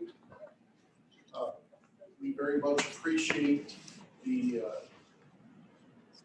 strong support that Warrensburg has always shown for Pioneer Trails Regional Planning Commission. And we're very pleased to have Danielle on our board, of course, taking the place of your former city administrator. As you are aware, over the last year, along with JCEDC and our other economic development partners, the Regional Planning Commission has been looking for ways to help business make the transition through this pandemic period and into whatever a new normal turns out to be. So we've been beneficiary of some increased funding from PDA in order to help us with that set of very difficult tasks.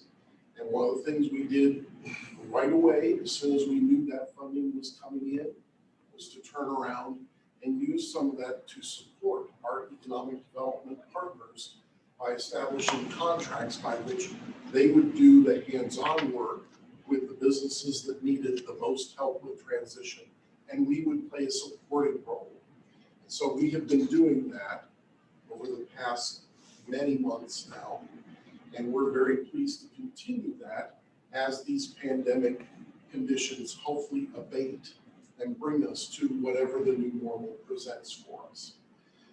Along with that effort, which has been the main thrust of what we've been working on, we have continued to do the regular things that we do, including working with local planning and zoning commissions where they require a little bit of assistance, working with city mapping where cities around our region require a little bit of mapping expertise or a little bit of mapping assistance.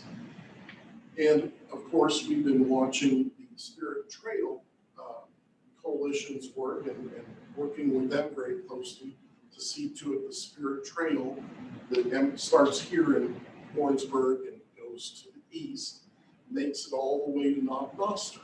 So we're very pleased to see some funding at the State House now being applied to that project to get that finished. But we have been working on all of the things that you heard me talk about last year when we met. And in addition to those things, we've also been trying finding our way through what steps are most important to businesses making the transition with the pandemic conditions and the economic strains that those pandemic conditions have brought. So if you have any questions, I'm happy to answer those. Again, I really appreciate your support. And we are asking for the same $6,780 that we asked for previously. There's no change in the amount that we're requesting.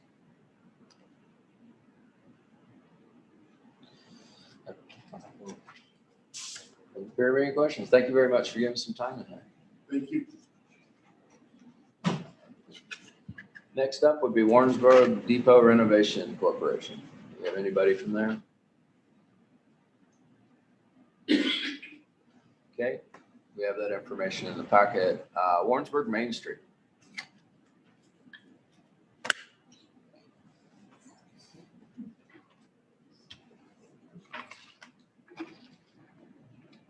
Hello, thank you for inviting me to present to you tonight. I'm just going to highlight some of the things that we've done over this past year. It's been quite a year, as we all know, but Main Street kept on working and we kept on doing some great things in our community. I want to highlight that in this past year, we had over 2,000 volunteer hours. And what that means, a volunteer hour is valued at around $27. So that's $56,000 that we put into volunteering back into our community and people working hard to get things accomplished for our organization. We had over $660,000 in private improvements in our downtown district. That means that these are business owners that invested back into their properties during COVID, which is fantastic. We maintained our accreditation. We go through a yearly accreditation process. We are one of 7 accredited Main Street programs through the Missouri Main Street organization, and there's 174 communities in Missouri that are working through their program. So that's a pretty big accomplishment that we're one of 7 that are fully accredited. Every month, Main Street has about 50 volunteers that help us on our committees. We have 4 standing committees. They're highlighted in your packet: design, organization, economic vitality, and promotions. And then we have 10 of those 50, 10 of those are board members. Our board members are working board members, which means that not only do they come to the board meetings, but they are expected to volunteer consistently every month with our organization.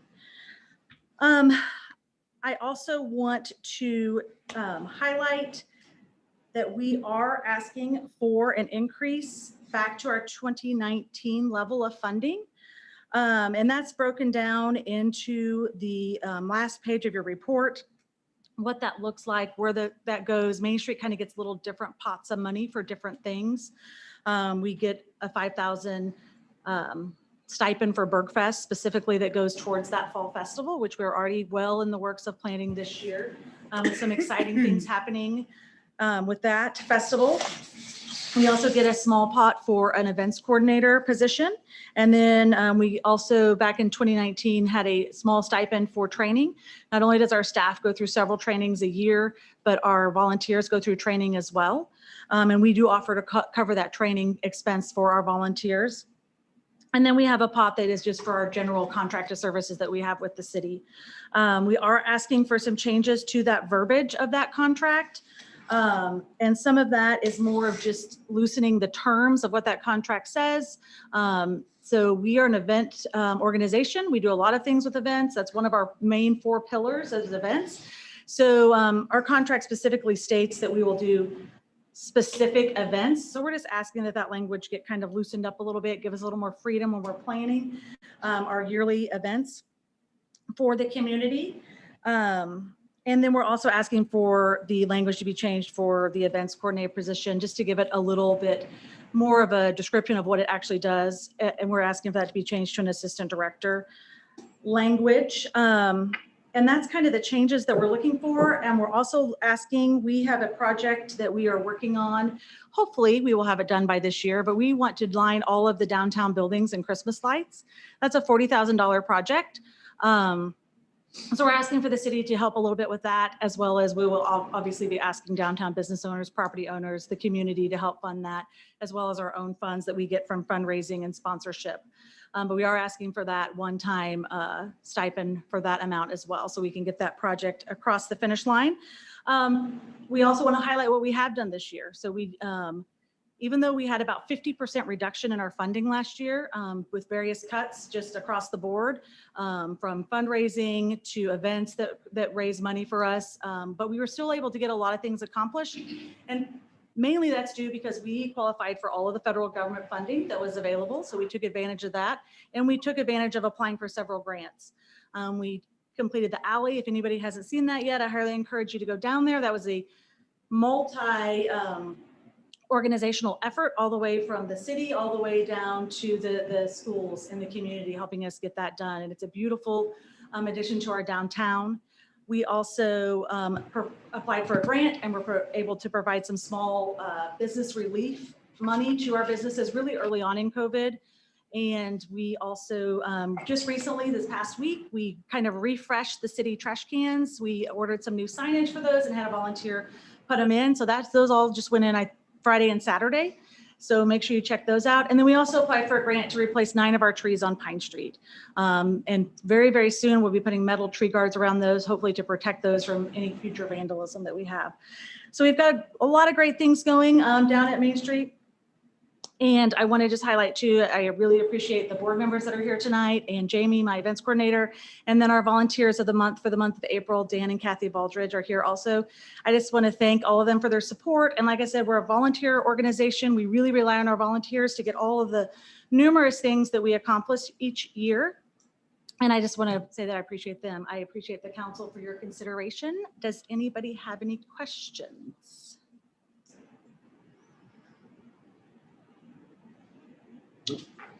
Thank you very much for your time. Thank you. Warrensburg Area Leadership Council. We have a representative. Yep, me again. Can't get away from me. Sorry. So I'm Tracy Brandner. I serve as the administrative staff for Whiteman Area Leadership Council. Casey is actually a board of directors on the Whiteman Area Leadership Council. You've been longtime supporters of WALC. WALC is the advocacy arm.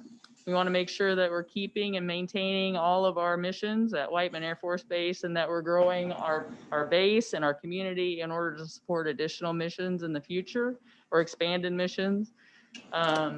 We work together with the base community council. In fact, they are now, actually starting this year, they have a line item in our agenda. We want to make sure that we stay current with them and cooperate with with them and make sure that we're not duplicating effort. And so you do see a contract for service in your packet, along with a letter from Greg Franken, who's the president this year of WALC. And then there's a little bit of a history about WALC in there as well. The amount has not changed, I think, since I took over the administrative services for this group. It's been $3,000 annually since 2008, as far as I can recall. So if you have any questions, I'm happy to answer those. Thank you for your continued support. Appreciate it. All right. On behalf of WLC, thank you. Thank you again, everybody that took time out of their evening to come present. Appreciate the community partnerships very well. And Jill told me there's going to be fire jugglers at Bergfest, so I'm excited. Anyway, that's a rumor I'm starting. But okay, so item number 6, second reading of an ordinance. An ordinance authorizing city manager and city clerk to execute a contract for municipal advisor services between the city of Warrensburg, Missouri, and Piper Sander and Company. Marcella. So this is the second reading for this ordinance for authorization on the financial services management. There will coordinate and go through our bond issues for both the $5 million that is scheduled to be issued this year, along with the remaining $12 million that will be left out of the $17 million that was authorized by the voters in April. They did not change any of the terms of the contract. And so this is a process mainly because they had a name change and the renewal process needed to take place since the last time this was entered into was in 2016. Be happy to answer any questions.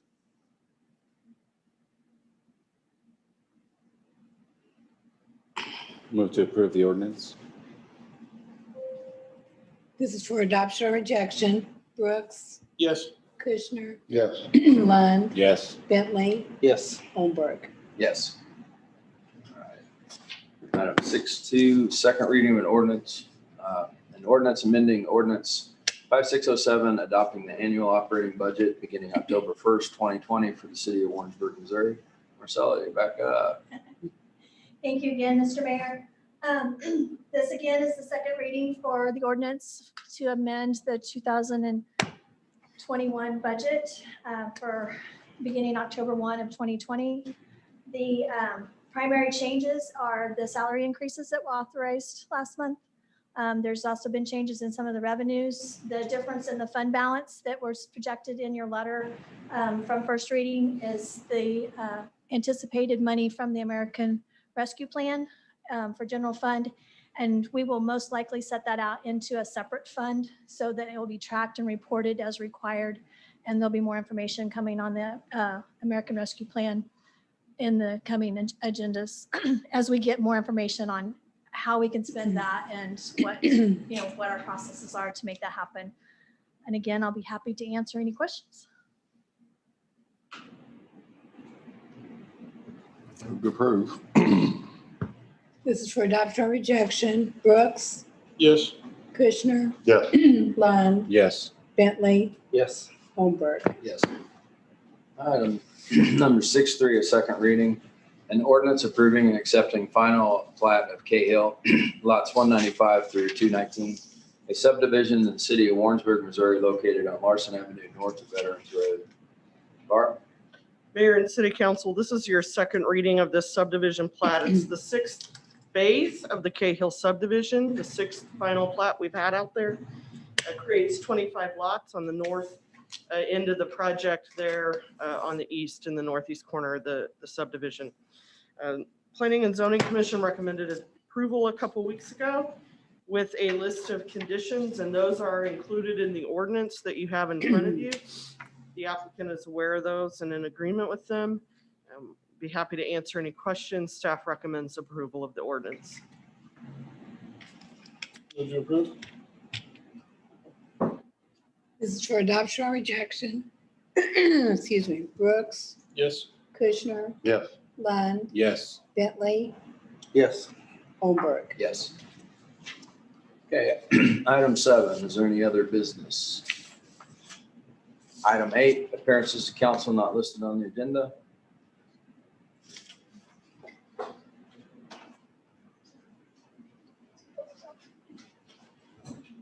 know, is that when Casey? You're Is that fine. right? He'll call your name in just a second. Yeah, Tiffany, just- but I think you were the only one on there, though. I've got the list in my hand. Oh, there you go. You should have let him look a little longer. We were gonna tell you there was nobody.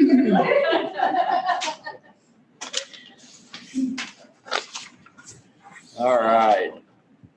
Tiffany Rizzo, is that you, ma'am? Yes. Please come on up. Yeah, thank you. I am having some issues with I guess, ordinance on parking at my house. Okay.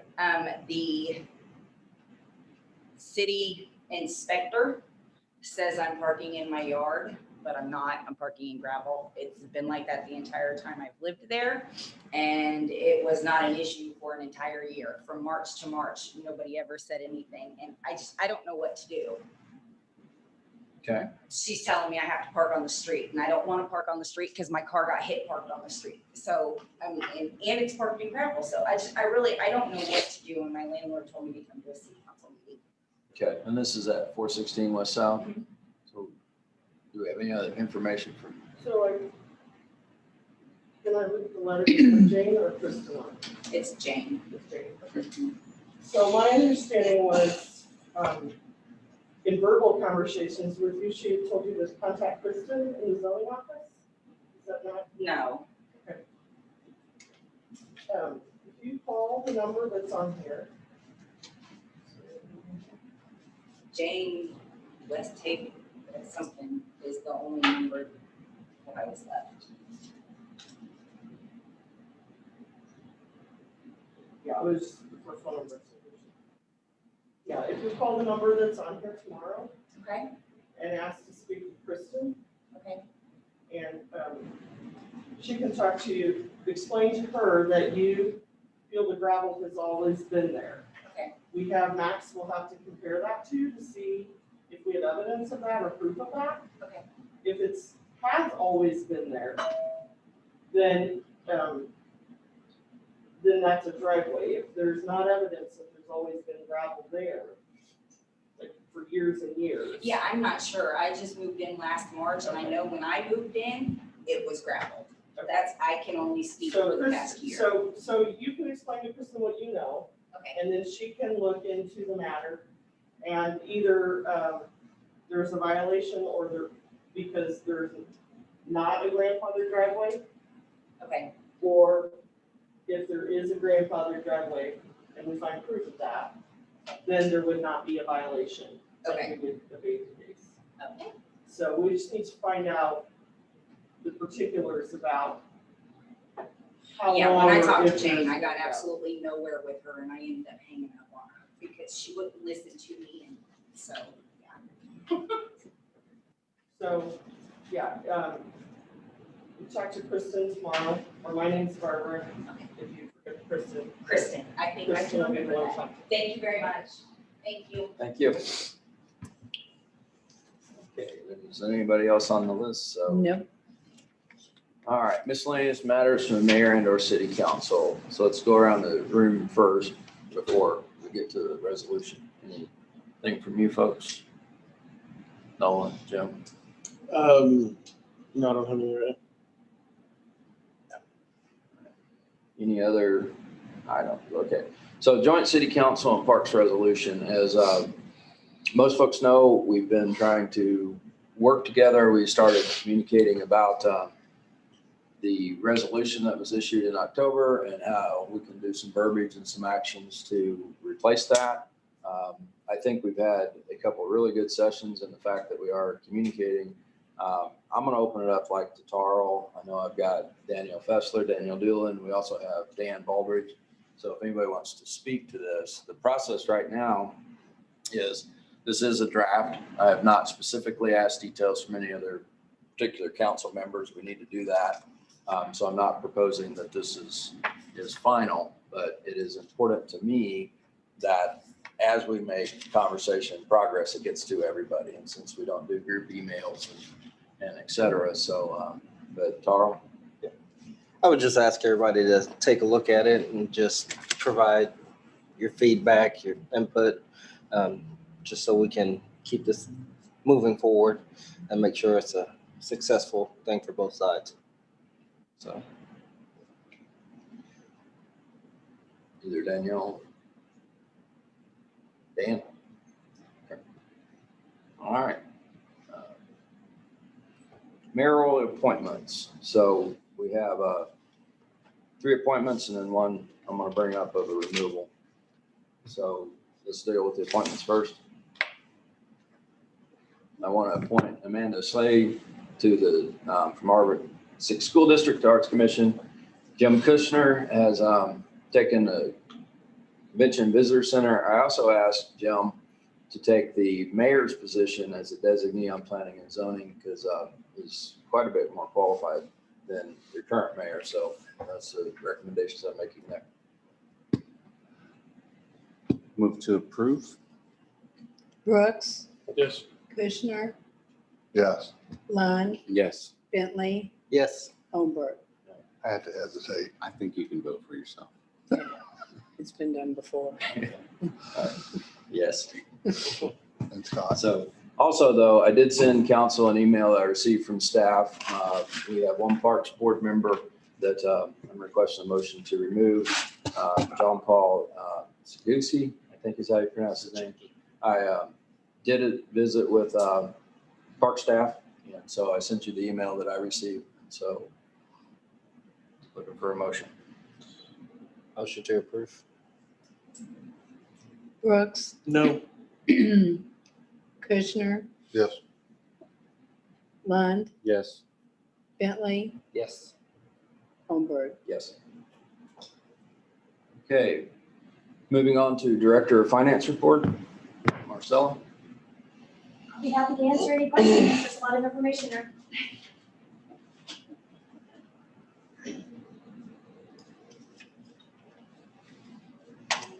Okay, no questions. City manager report, Danielle.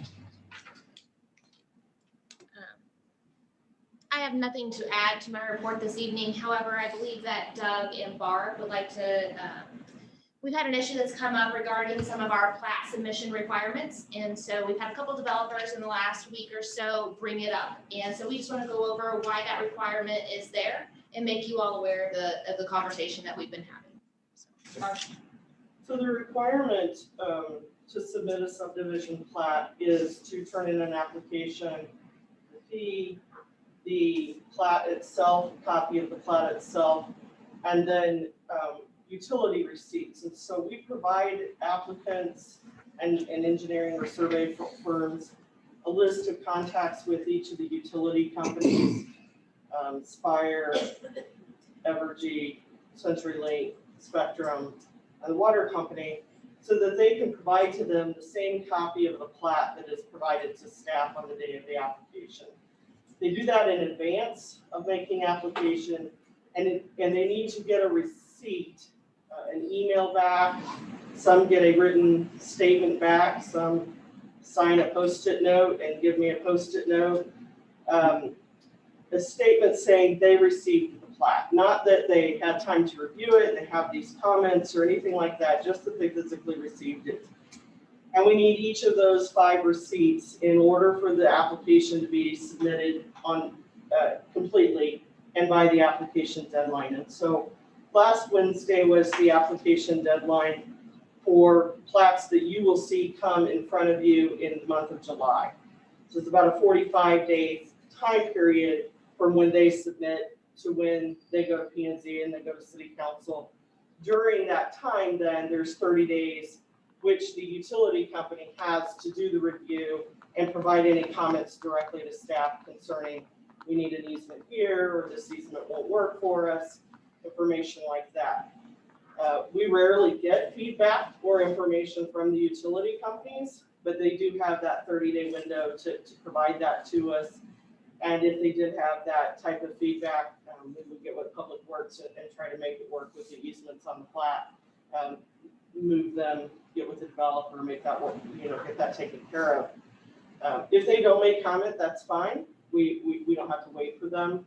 And it continues on in the process to Planning Commission and City Council.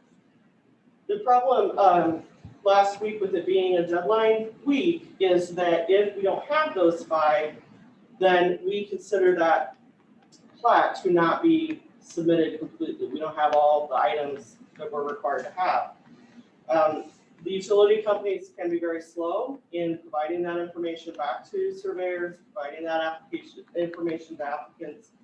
And there were applicants that were in danger of not meeting the deadline because they didn't have those, couldn't get those.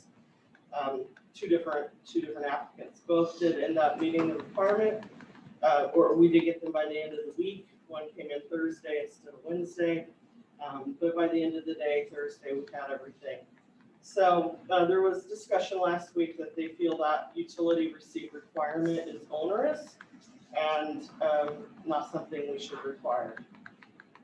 The background of that, which some of you may be familiar with, probably 10 or 15 years ago, the city was experiencing a situation with especially large subdivision plats, that those would be approved with utility corridors, and then the utility companies be refusing to extend service without their own private utility easements. And that, of course, creates a host of potential problems associated with the development of a lot.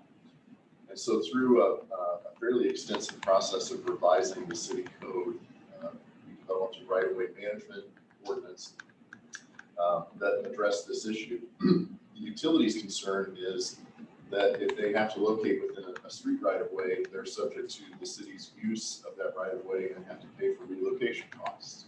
So they were wanting these other easements so that they could be inside a private easement, so that if a public project happened in the future, they wouldn't have to foot the bill for relocation. And so through an extensive process of working with our public utility partners, this ordinance was developed that provided for this input process anytime there was a platting process, so that they could comment on what their needs were for utility easements. We could arrange for those public utility corridors on the subdivision plats, and our ordinances then protect them within those public utility corridors. So this was actually something that was created to support development.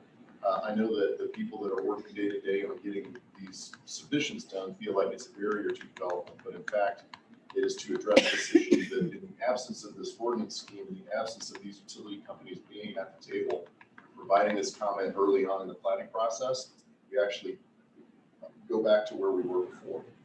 And so that's sort of the background behind it, the policy objectives that we were trying to accomplish on a day-to-day basis. I certainly understand how that can be frustrating, but I think that this is probably a less painful process than the alternative. So just to add on to that, we are going to take a look at a couple things that are in the ordinance. If there are some procedural things that we could change, or some timelines that we might be able to change and offer some additional assistance, we're going to look into that. But knowing ultimately that the purpose of that, as Doug said, was to protect developers.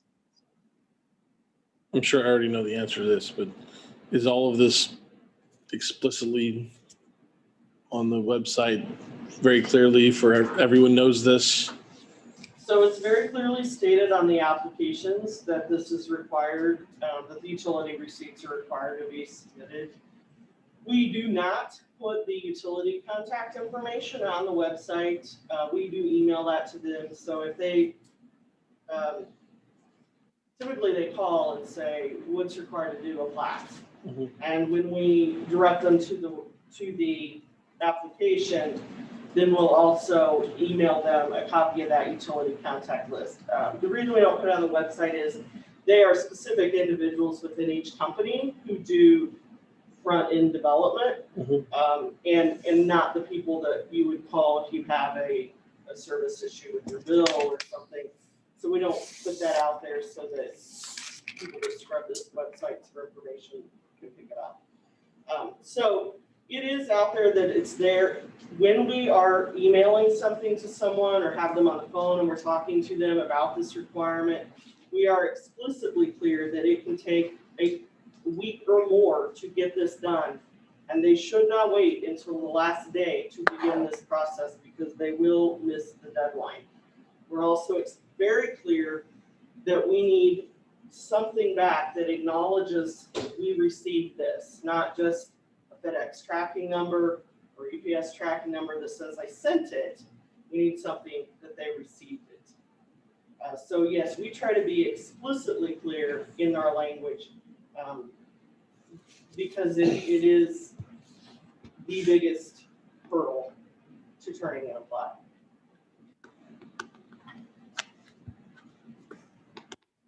Other than awareness, is there anything from us that?